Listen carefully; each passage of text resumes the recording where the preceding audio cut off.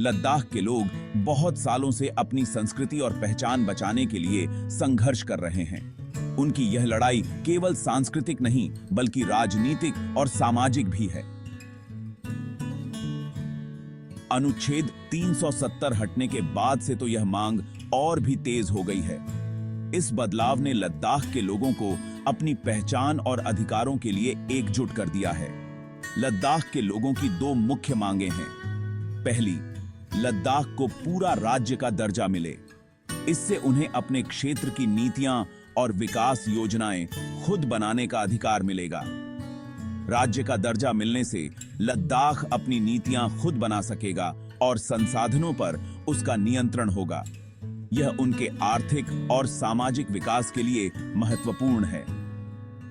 दूसरी, लद्दाख को संविधान की 6ठी अनुसूची में शामिल किया जाए। 6ठी अनुसूची जनजातीय क्षेत्रों को खुद का शासन चलाने और अपनी संस्कृति बचाने का अधिकार देती है। 6ठी अनुसूची के तहत लद्दाख के लोग अपने क्षेत्र की प्रशासनिक और कानूनी व्यवस्थाओं को खुद नियंत्रित कर सकेंगे। यह उन्हें बाहरी हस्तक्षेप से बचाएगा। लद्दाख के लोग मानते हैं कि यह उनके हितों की रक्षा के लिए बहुत जरूरी है। वे अपनी भाषा, धर्म और रीति रिवाजों को बचाना चाहते हैं। लद्दाख के लोग अपनी संस्कृति और पहचान को लेकर फिक्रमंद हैं। उन्हें डर है कि बाहर के लोग आकर उनकी संस्कृति को नष्ट कर देंगे। वे अपनी भाषा, धर्म और रीति रिवाजों को बचाना चाहते हैं। लद्दाख की संस्कृति और परंपराएं सदियों पुरानी हैं और इन्हें संरक्षित करना उनकी प्राथमिकता है। उन्हें डर है कि बाहर के लोग आकर उनकी संस्कृति को नष्ट कर देंगे। बाहरी प्रभाव से उनकी परंपराएं और जीवन शैली खतरे में पड़ सकती हैं। वे अपनी भाषा, धर्म और रीति रिवाजों को बचाना चाहते हैं। लद्दाख के लोग मानते हैं कि राज्य का दर्जा और 6ठी अनुसूची ही उनकी संस्कृति और पहचान की रक्षा कर सकते हैं। लद्दाख के लोग मानते हैं कि राज्य का दर्जा और 6ठी अनुसूची ही उनकी संस्कृति और पहचान की रक्षा कर सकते हैं। वे सरकार से अपनी मांगों को गंभीरता से लेने की अपील करते रहे हैं। वे सरकार से अपनी मांगों को गंभीरता से लेने की अपील करते रहे हैं। लद्दाख के लोग अपने भविष्य के लिए एकजुट होकर संघर्ष कर रहे हैं और उन्हें उम्मीद है कि उनकी आवाज सुनी जाएगी। भारतीय संविधान की 6ठी अनुसूची जनजातीय क्षेत्रों के लिए एक खास प्रावधान है। यह प्रावधान इन क्षेत्रों में रहने वाले जनजातीय समुदायों को विशेष अधिकार और सुरक्षा प्रदान करता है, जिससे वे अपनी परंपराओं और संस्कृति को संरक्षित कर सकें। यह अनुसूची असम, मेघालय, त्रिपुरा और मिजोरम राज्यों के कुछ क्षेत्रों पर लागू होती है। इन राज्यों के कुछ विशिष्ट क्षेत्रों को 6ठी अनुसूची के तहत विशेष दर्जा दिया गया है, जिससे वहां के जनजातीय समुदायों को स्वशासन का अधिकार मिल सके। यह अनुसूची इन क्षेत्रों में रहने वाली जनजातियों को खुद का शासन चलाने का अधिकार देती है। इसके तहत जनजातीय समुदाय अपने स्थानीय मामलों का प्रबंधन खुद कर सकते हैं और अपनी परंपराओं के अनुसार निर्णय ले सकते हैं। इसके तहत स्वायत्त जिला परिषदें बनती हैं, जिन्हें स्थानीय मामलों पर फैसला लेने का अधिकार होता है। ये परिषदें शिक्षा, स्वास्थ्य, भूमि प्रबंधन और अन्य महत्वपूर्ण मुद्दों पर निर्णय लेती हैं। 6ठी अनुसूची में जमीन और जंगल के संसाधनों के प्रबंधन पर भी खास प्रावधान है। यह सुनिश्चित करता है कि जनजातीय समुदाय अपने प्राकृतिक संसाधनों का सही तरीके से उपयोग कर सकें और उनकी सुरक्षा कर सकें। यह अनुसूची जनजातियों की संस्कृति और परंपराओं की रक्षा करने के लिए भी उपाय बताती है। इसके तहत जनजातीय समुदाय अपनी सांस्कृतिक धरोहर को संरक्षित कर सकते हैं और अपनी परंपराओं को जीवित रख सकते हैं। यह सुनिश्चित करती है कि विकास की प्रक्रिया में उनकी पहचान और अधिकारों का नुकसान न हो। विकास परियोजनाओं को इस तरह से लागू किया जाता है कि जनजातीय समुदायों की संस्कृति और परंपराओं को कोई नुकसान न पहुंचे और वे अपने अधिकारों के साथ सुरक्षित रहें।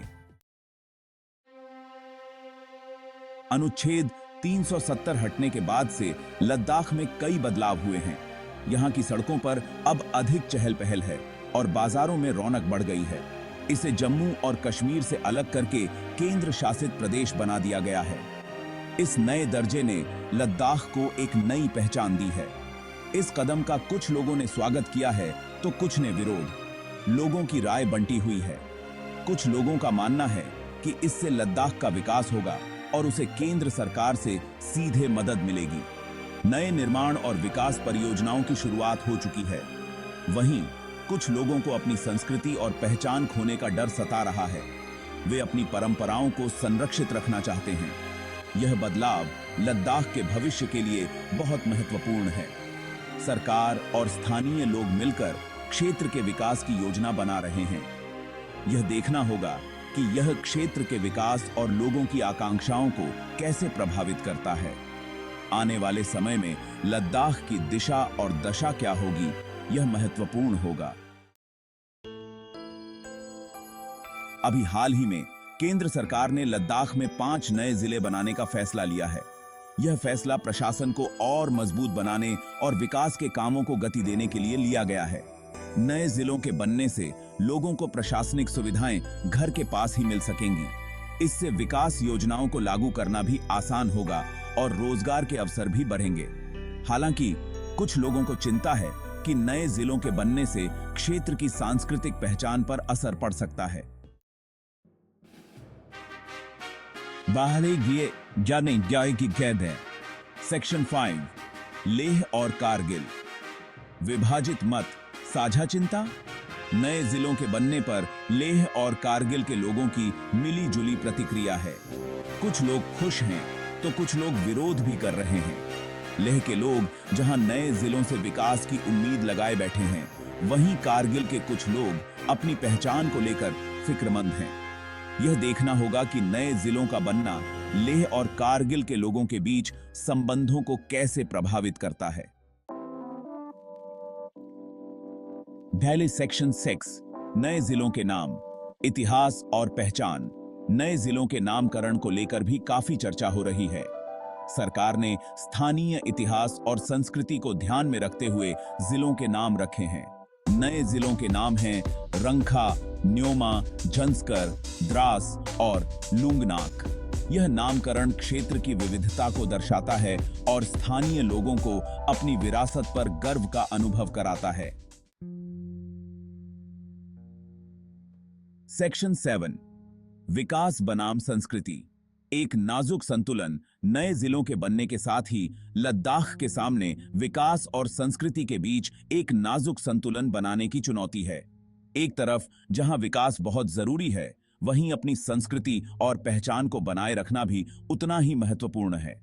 यह देखना होगा कि लद्दाख इस चुनौती का सामना कैसे करता है। सरकार और स्थानीय लोगों को मिलकर काम करना होगा ताकि विकास भी हो और संस्कृति भी बनी रहे। सेक्शन 8 क्या मांगें पूरी हुई। प्रदर्शनकारियों की प्रतिक्रिया। नए जिलों के बनने को लेकर प्रदर्शनकारियों की प्रतिक्रिया मिली-जुली है। कुछ प्रदर्शनकारी इसे अपनी जीत मान रहे हैं तो कुछ का मानना है कि उनकी मांगें अभी पूरी नहीं हुई हैं। राज्य का दर्जा और 6ठी अनुसूची की मांग अभी भी बनी हुई है। प्रदर्शनकारी सरकार पर लगातार दबाव बनाए हुए हैं ताकि उनकी बाकी मांगों को भी जल्दी से जल्दी पूरा किया जाए। सेक्शन 9 राजनीतिक दलों के विचार। समर्थन और विरोध। लद्दाख में नए जिलों के गठन पर अलग-अलग राजनीतिक दलों के विचार अलग-अलग हैं। कुछ दल इसका समर्थन कर रहे हैं तो कुछ दल इसका विरोध भी कर रहे हैं। यह मुद्दा लद्दाख की राजनीति में एक अहम मुद्दा बन गया है। यह देखना होगा कि आने वाले समय में राजनीतिक दल इस मुद्दे पर क्या रुख अपनाते हैं।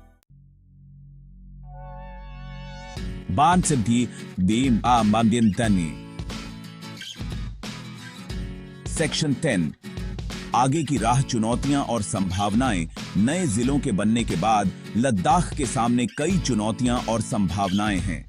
प्रशासन को मजबूत बनाना, विकास के कामों को गति देना, रोजगार के अवसर पैदा करना और संस्कृति की रक्षा करना कुछ प्रमुख चुनौतियां हैं। वहीं पर्यटन को बढ़ावा देना, स्थानीय उद्योगों को प्रोत्साहन देना और शिक्षा और स्वास्थ्य सेवाओं में सुधार करना कुछ संभावनाएं हैं। यह लद्दाख के लोगों और सरकार पर निर्भर करता है कि वे इन चुनौतियों का सामना कैसे करते हैं और संभावनाओं का फायदा कैसे उठाते हैं।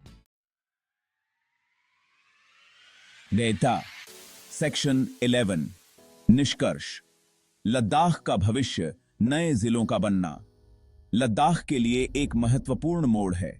यह फैसला क्षेत्र के विकास और लोगों की आकांक्षाओं को कैसे प्रभावित करता है, यह देखना होगा। लद्दाख के लोगों को अपनी संस्कृति और पहचान को बनाए रखते हुए विकास की राह पर आगे बढ़ना होगा।